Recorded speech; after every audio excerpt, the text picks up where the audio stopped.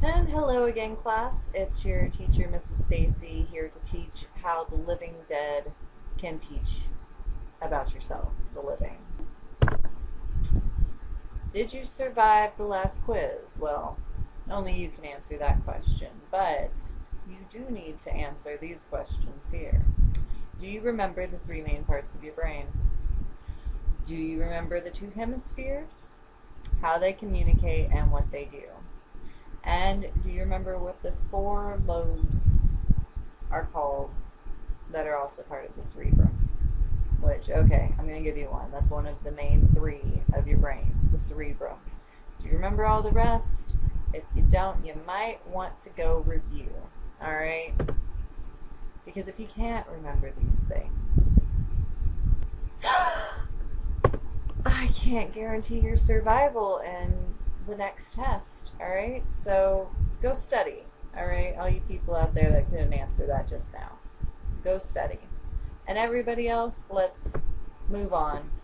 And this week, we're going to continue discussing the cerebrum and its four lobes. We're going to talk more in depthly about each of the lobes and what their functions are so that you can better understand what parts of your brain are at work while you're working. Our four lobes, if you don't remember, which you should, are the frontal lobe, the parietal lobe, and the occipital lobe, and the temporal lobe. The frontal lobe is responsible for your reasoning. This part of your brain helps you determine if something is a good idea or not. Like, hey Susie, let's go walk in this dark abandoned alley. No zombies will be there. And Susie's like, oh gee, I don't know, Billy. My frontal lobe is telling me that it may be a bad idea. It's a dead end, and we could be cornered by a shadowy lurking figure back there. Thank you, frontal lobe, for making that good observation that might be dangerous.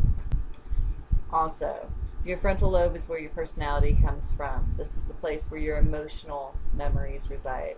Keyword emotional memories, because there are other places involved with your memory, which we will get into directly.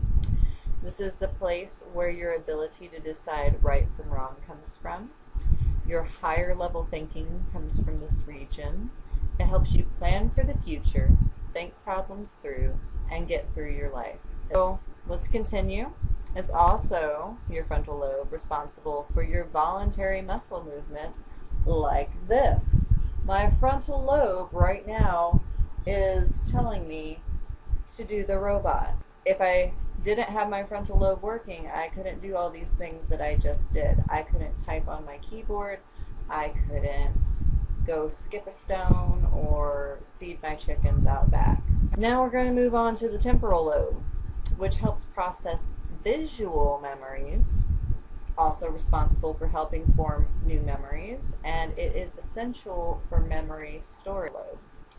It's also responsible for auditory processing. You hear the of the slowly approaching zombie. Your temporal lobe processes the sound of the to be the sound a zombie makes, and sends information to your frontal lobe to start moving those feet.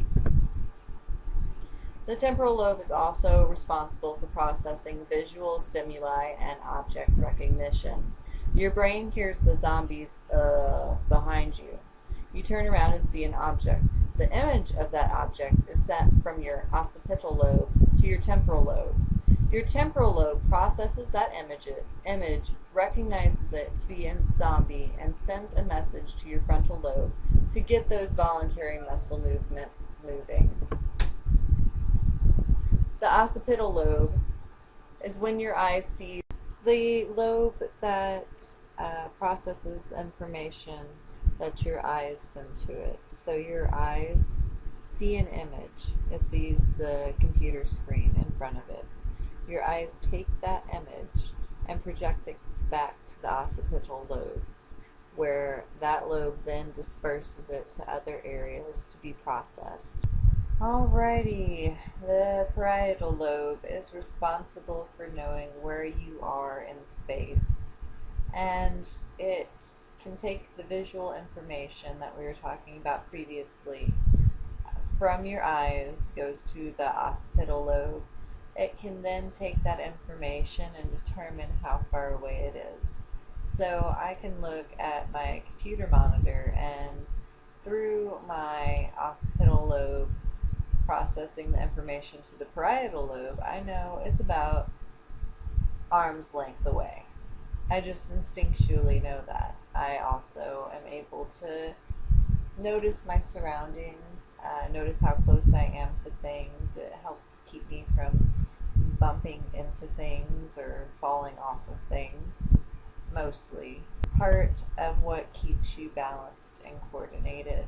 It's a very important lobe, and it is one that can help you determine how far behind you that zombie really is. So, an important one. It also controls certain voluntary muscular functions, particularly of your hands, fingers, and eyes. This representation of the parietal lobe shows a diagram of a strange looking person, and as you can notice, that some parts of his body are bigger than others. The reason for this is because the larger body parts are the ones that are more primarily controlled by the parietal lobe. So let's review. The frontal lobe, is responsible for your reasoning and higher level thinking. It's responsible for future planning, so thinking ahead into the future and deciding what you're going to do with it, even if that's just next week. It's responsible for your emotional memories. It's also responsible for your voluntary muscle movements. And as homework, all of these following questions, I would like you to turn in your paper in the zombie drop box on the Google Drive. Your temporal lobe is responsible for processing visual information and object recognition. It's responsible for forming and helping store memories. It's also responsible for processing auditory information. The occipital lobe is responsible for all things visual. It takes an image from your eyes to your brain to process and analyze. Finally, the parietal lobe, which is responsible for your balance and coordination, responsible for your manipulation of objects, like using a pencil or scissors, responsible for knowing where you are in relation to things around you, responsible for voluntary muscle movements of the hands, fingers, and eyes. So practice, practice, kids. The point of these questions at the end of the chapter are to help you think critically about how to apply all these things that you've learned about the different lobes and their functions.